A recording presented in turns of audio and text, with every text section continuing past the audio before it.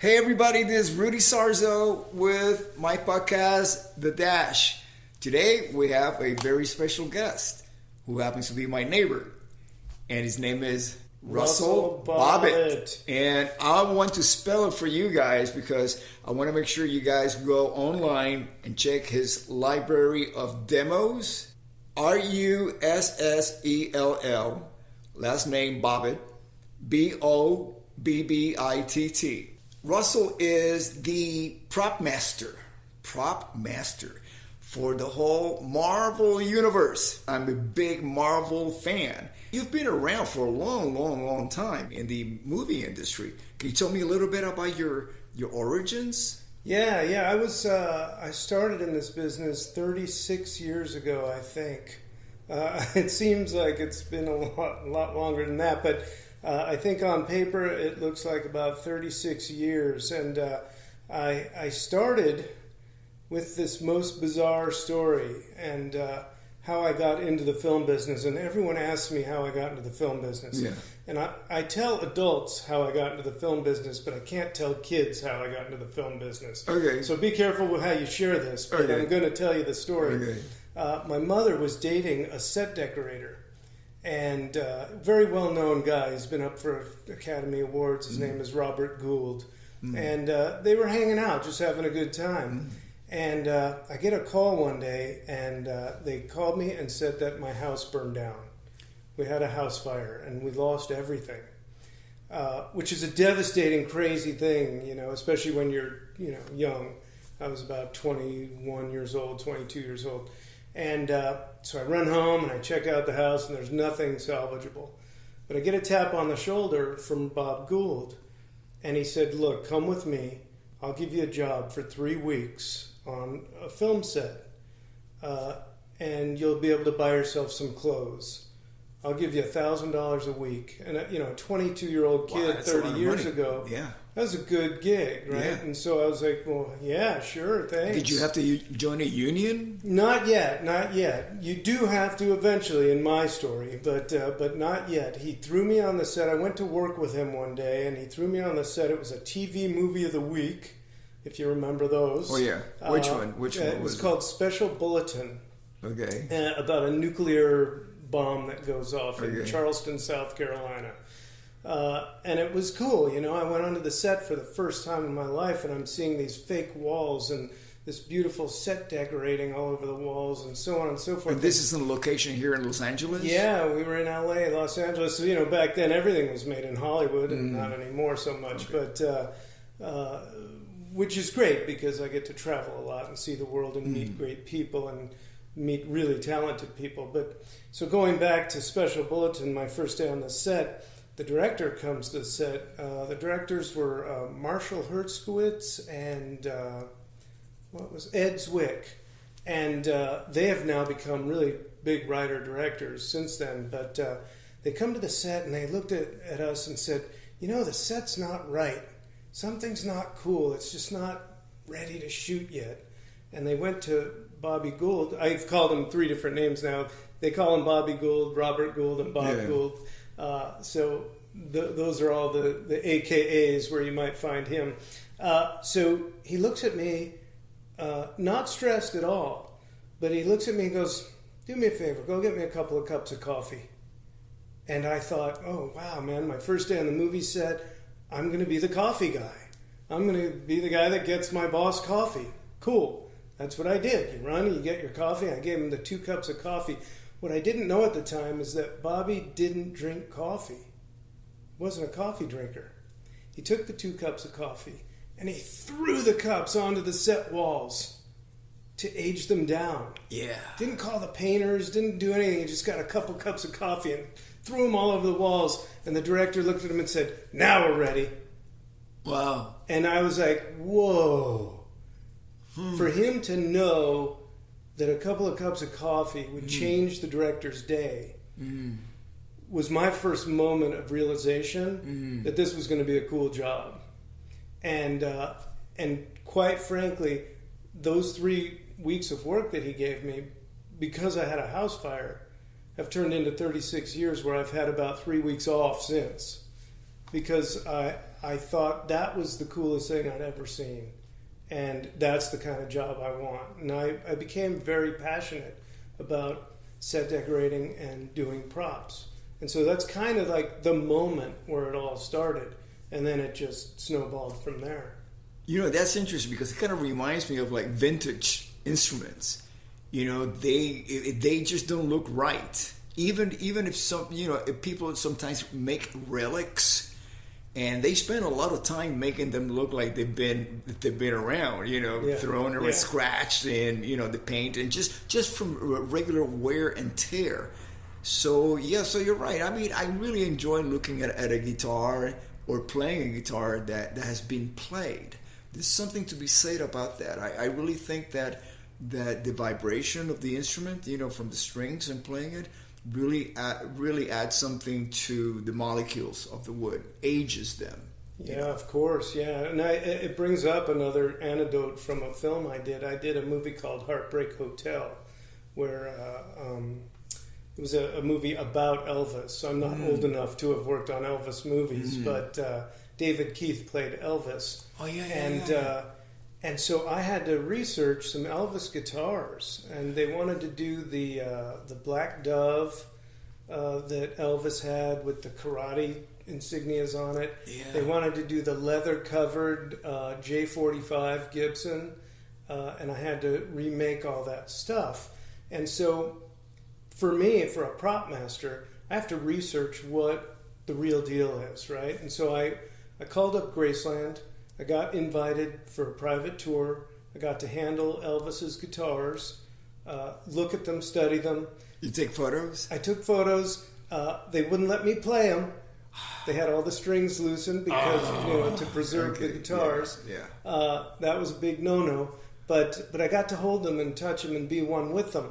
The problem is now, how do I make them?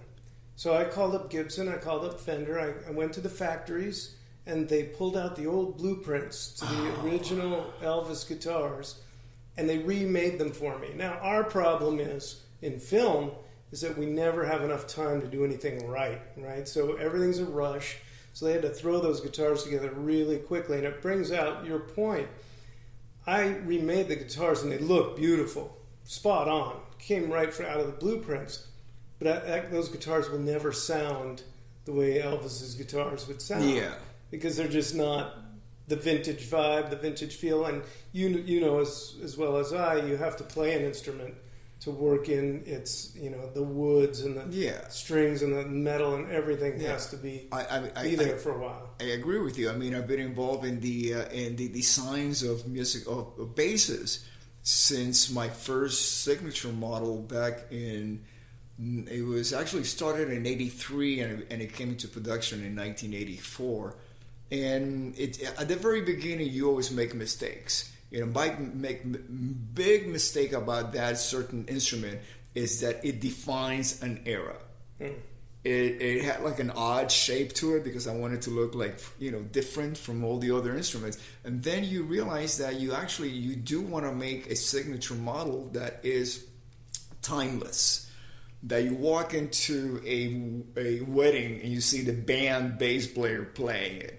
Or somebody goes on stage and, you know, a jazz musician or whatever, you know, it's just something that crosses genres like classic instruments like Fenders and Gibsons do. You know, they rarely come out with a very odd shaped body style.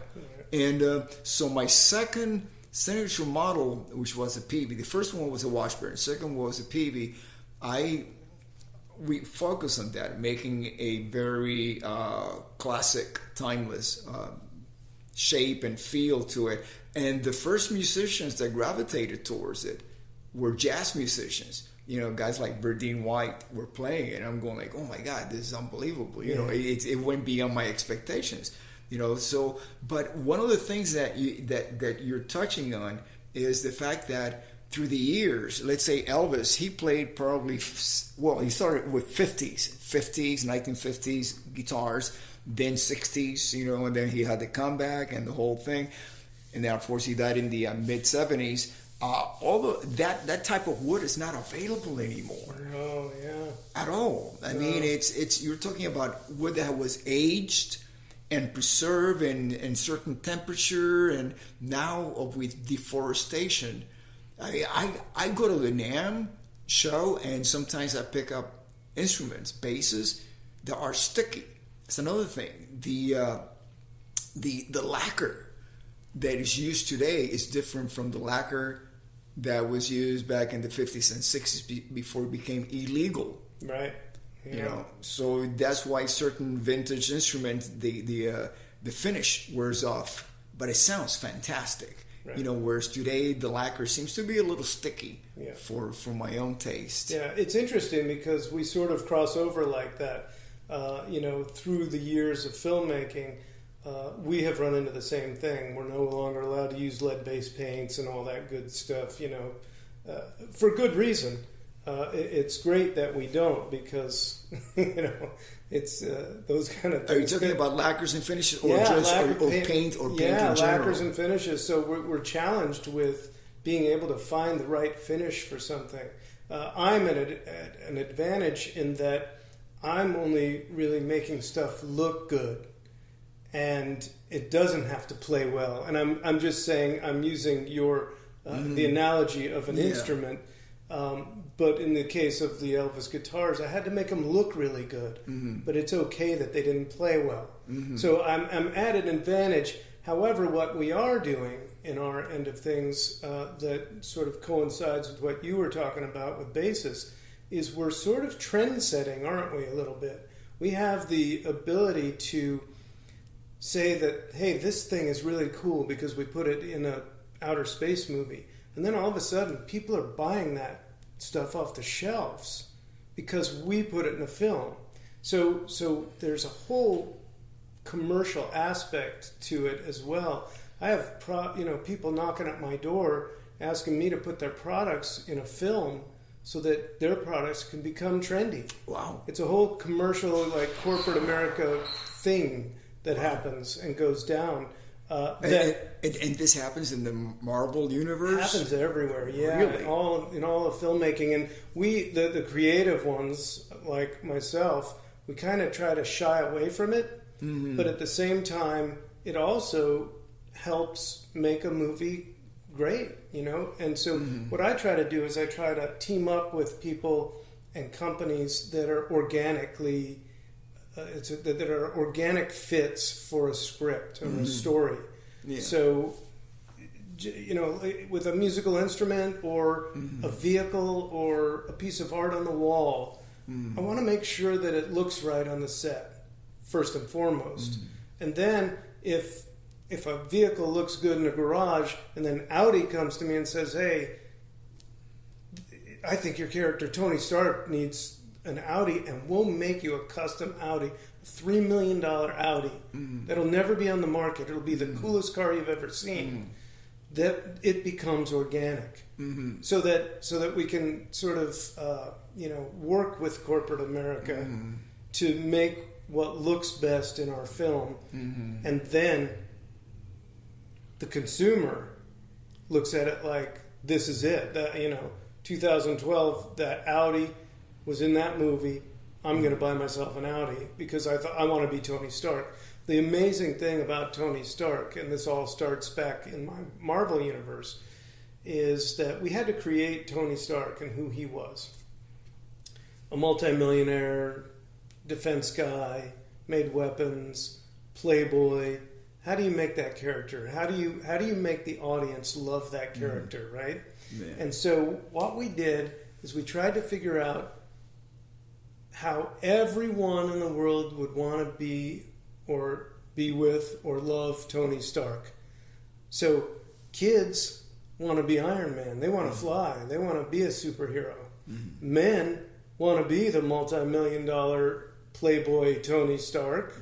They long to be him. And women all want to be with him. Because he's a sexy, it's kind of like a rock awesome, star. Yeah. He's a rock star. He's the rock star of the Marvel universe. Yeah. And it really works. And, I'll take it to Thor. I've nicknamed Chris Hemsworth the specimen because he really is. The guy walks onto set and women out of the office come out to hang out on the set. Yeah. And all the guys look at him like, really? Okay, yeah, He he's seems to have a perfect. great sense of humor. You know, And he's a you know, great guy. Yeah.